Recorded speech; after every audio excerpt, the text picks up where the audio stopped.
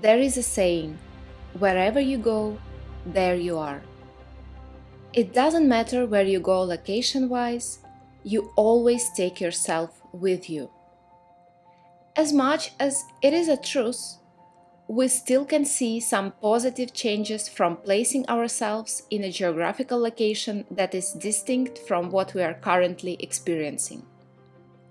By no means I'm saying that traveling eliminates depression, but it definitely alleviates it, and it absolutely can improve our state of being, and it can change the way we perceive life. Once the trip is over, we will be back to our day-to-day life. And from that moment onwards, it's all up to us what changes we will be willing to implement in order to experience a different outcome. But right now, I would like to share with you what helped me to get out of a state of depression while traveling Mexico. Alright, so every one of us has a body, and our body can breathe, feel, create. And we can deal with our feelings and emotions either through a body or subconscious mind. If you ask me what is a more effective and quicker way to do that, I will tell you from my experience that it is through a body. That said, placing your body in the surroundings that excite you and make you feel alive is definitely a beneficial approach. Our body holds so much emotional resource, but because of the presence of pressure, worry, instability, and whatnot, that resource may be blocked. When we release the blockage, we automatically release the energy that can be used to create changes. Sometimes we may realize a lot of things about ourselves, but because of the state of depression, we may not have physical energy to act on those realizations. So let's see what are the ways we can affect our body. Firstly, by exposing ourselves to the elements, which are fire, water, earth, and air. Humans are intimately connected to nature, and our physical and mental health is influenced strongly by our environment. All these elements may impact our mental health, and by reconnecting to nature outside of us can help us to reconnect to our true inner nature. For instance, by listening to the sound of a crackling fire, if you can do this safely, of course, we can allow our body to reconnect to the fire element. We can also do it by watching a candle burn or by exposing ourselves to the sunlight. If we want to connect to the water element, we can go swimming or listen to the sound of waves against the shore. Listening to the soothing sound of water for a prolonged amount of time allows the mind to enter a state where it feels at ease. Or spending time in nature after rainfall is extremely beneficial for our bodies, as trees and plants produce some natural chemicals which have a positive impact on our immune system and mood levels. By doing some clay art therapy or placing our bare feet on the ground and do some grounding is one of the ways to connect to the element of earth.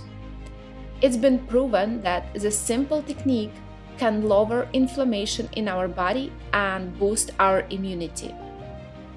Exposing ourselves to clean air, like during a walk in nature, feeling the wind on our skin, or doing some breathing exercises.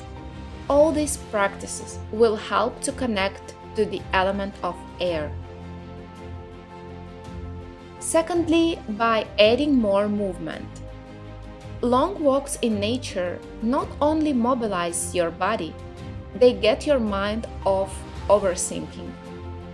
Here, I would also add doing some physical work.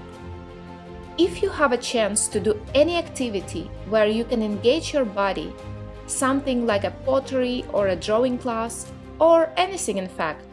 By shifting your focus on that activity, your mind gets a chance to relax and allow the flow of fresh thoughts and ideas to enter, instead of just going over and over again through the same pattern of repeated thoughts that make you feel stuck.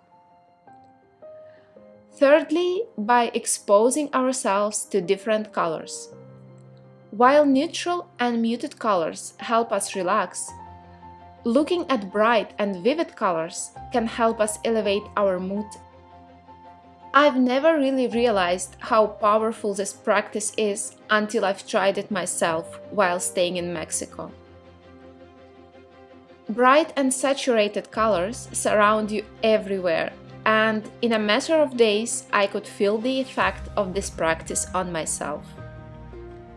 And last but not least, by experiencing something new. It is in our human nature to be attracted to something we've never seen or experienced before. This is how we are wired. This evokes a completely new spectrum of emotions in our bodies.